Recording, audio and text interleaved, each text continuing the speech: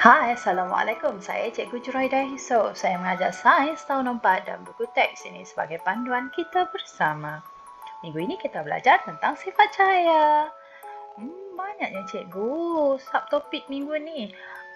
Taklah, kita akan belajar dulu tentang pergerakan cahaya iaitu cahaya bergerak lurus dan kejelasan bayang-bayang objek. Yang lain kita akan belajar nanti. Okey. Wah, meriahnya lampu kat belakang tu. Pergerakan cahaya. Cahaya bergerak lurus. Lihat paparan ni ada dalam buku teks kamu. Pergerakan cahaya. Tahukah kamu sebenarnya cahaya bergerak? Perhatikan situasi di bawah. Nampak? Dekat tepi ni pun cikgu letakkan gambar supaya kamu boleh lihat. Bila ada persembahan macam ni, terdapat banyak lampu spotlight di sekeliling dia. Dalam situasi di atas, cahaya kelihatan bergerak daripada sumber cahaya iaitu spotlight ni. Pergerakan ini adalah dalam garis lurus. Banyak fenomena cahaya bergerak lurus yang berlaku di sekeliling kamu. Contoh ada dekat bawah ni. Perhatikan contoh yang diberikan. Yang pertama kita lihat dulu cahaya daripada lampu kereta. Pernah tak kamu naik kereta? Kamu naiki kereta bersama ibu dan ayah kamu pada waktu malam. Sudah pasti ibu dan ayah kamu akan memasang lampu kan? Dan kalau kita lihat dari arah hadapan, ianya bergerak lurus. Nampak? Untuk yang kedua, alur cahaya matahari pada celahan pokok di kawasan hutan. Lihat cikgu bagi gambar ni pula. Nampak? Cantiknya gambar ni kan? Nampak cahaya ada dari celahan pokok. Seterusnya, cahaya daripada lampu helikopter. Daripada atas. Tengok. Dia akan menghala. Nampak garis lurus. So, dia bergerak sebenarnya. Cahaya bergerak sebagai garis lurus. Untuk membuktikan bahawa sifat cahaya ini bergerak lurus, kita kena lakukan eksperimen. Langkah pertama, kita tengok di situ. Bongkah kayu diletakkan pada kedudukan yang selari. Dan kamu kena pastikan bahawa kedudukan lubang juga selari. Apabila kamu letakkan lilin, nampak ni, yang dinyalakan di hujung ni, bersama susunan bongkah, dan mata kamu berada di bahagian sini, kamu lihat, mata kamu dapat melihat cahaya lilin ini menerusi lubang tersebut. Kerana kedudukan dia selari. Namun, macam mana pula kalau cikgu ubah kedudukan bongkah kayu? Cikgu ubah kat sini. Kamu lihat apa yang terjadi. Jika kita ubah kedudukan bongkah menyebabkan kedudukan lubang tadi, kedudukan lubang tidak lagi selari.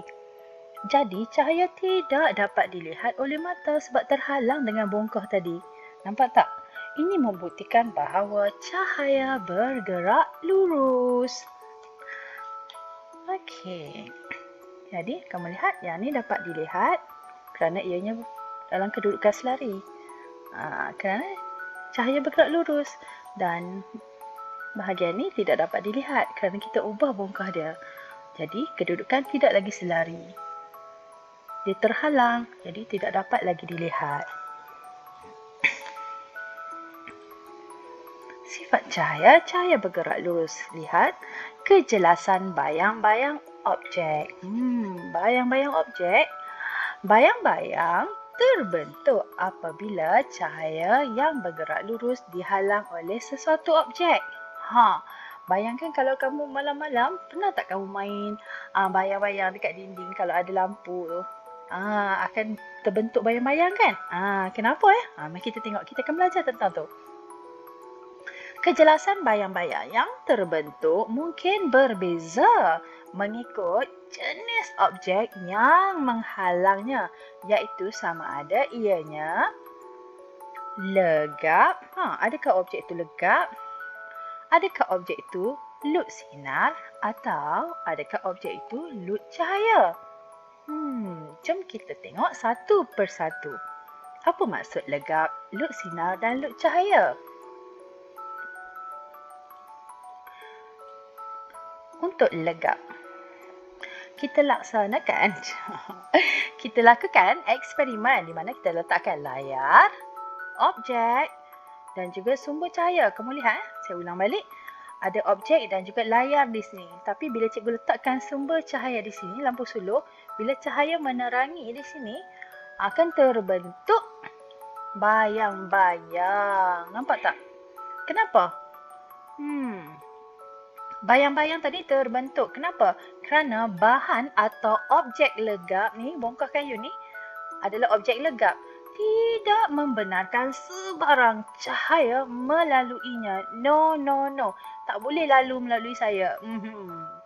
Okey, ingat objek yang legap tidak membenarkan sebarang cahaya melaluinya. Ini antara contoh objek legap. Manusia, amboi. Manusia, kalau tangan kamu kena cahaya, akan terbentuk bayang-bayang kan? Kenapa? Kerana tangan kamu adalah objek legap. Jadi, cahaya tidak boleh menembusi tangan kamu. Macam tu juga dengan buku, buah apple dan pensel. Ada banyak lagi sebenarnya contoh objek legap. Nanti bagi takat cikgu, okey? Kita kongsi sama-sama. Okey, seterusnya kita tengok untuk kejelasan bayang-bayang objek bagi lut sinar. Tadi legap, kita tengok lut sinar pula.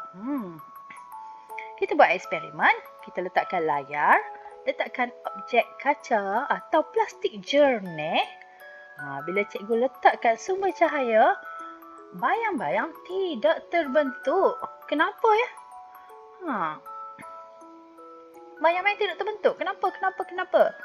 Kerana bahan atau objek loop sinar membenarkan semua cahaya melaluinya. Silakan cahaya melaluinya. Jadi cahaya tadi boleh melaluinya. Jadi tak adalah terbentuk bayang-bayang. Dia tak halang cahaya tu. Silakan menerusinya. Jadi semua cahaya melaluinya. Itu menyebabkan bayang-bayang tidak terbentuk. Boleh buat eksperimen ni dekat rumah. Simple saja ni. Seronok. Cuba buat. Okey, seterusnya kamu tengok ini adalah contoh objek atau bahan yang dikenali sebagai objek lut sinar. Contohnya cermin di rumah kamu. Nampak tak? Yang nampak jernih terus tu. Itu adalah jenis lut sinar. Seterusnya, kacamata. Kacamata, lampu mentol, kanta pembesar, plastik jernih. Ingat plastik yang jernih tau. Dan cawan gelas yang jernih ni. Dia adalah contoh objek lut sinar.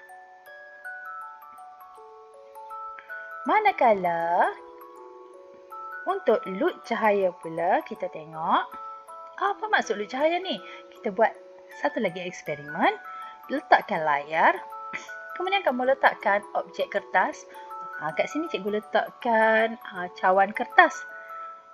Dan sumber cahaya. Nampak? Ada sikit-sikit je kat sini kan? Tengok. Kenapa? Kejelasan bayang-bayang sangat kurang. Bayang-bayang ni macam ada, macam tak ada.